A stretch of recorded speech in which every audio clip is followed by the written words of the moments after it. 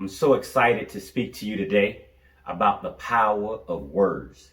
We as human beings has been given a gift and we often overlook it. But what we don't realize is our words are energy. Science told us that human beings are made up of cells. Cells are made up of atoms. Those atoms are made up of nothing but energy, 99%. So when you look at yourself, you are looking at a small fraction of who you are. Most of who you are is invisible. It's your thoughts, your imaginations, your feeling, your emotion. That part of you is just as real. So when I speak to you today, I'm speaking to you from the invisible you. And then you will hear me mention scripture a lot. Let me make this clear. I'm not religious. I've had no religious training. I read the scriptures a lot and tried to make sense of it. When I started to apply the psychological meaning of the scripture, it all made sense. And science validates everything the scriptures have told us. Do you really notice the words that are coming out of your mouth? They told us in the beginning there was the Word, and the Word was with God, and God was the Word.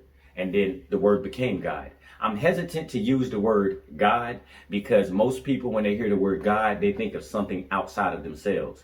When I speak to you about the word God, I'm talking about the God deep inside of you. I'm talking about the creative force that's inside of you. I'm talking about the force that helps to digest your food. So when scripture said the word is very near to you and it is in your mouth that you can do it. See, I sat before you this day, life and good, blessings and curse, but choose life so you and your descendants may live.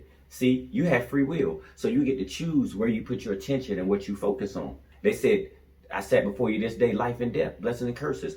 Meaning, when you speak those negative words, you will wreak havoc on the inside of your body. Think about scripture. The whole book was all about the word and the mind and speech, because that is the gift from God for man. We're nothing more than talking animals, but we have to be mindful of the things that we say and the things that we think, because our gift from God was we can actually make a thought more real than anything. The brain doesn't know the difference between imagination and reality. So you can choose to see the world through your sensory perceptions, or you can close your eyes and you can imagine who you want to be. And you can talk that way. You can speak it into existence. Scripture and science both says the same thing. You are a creative being. You are a creative force.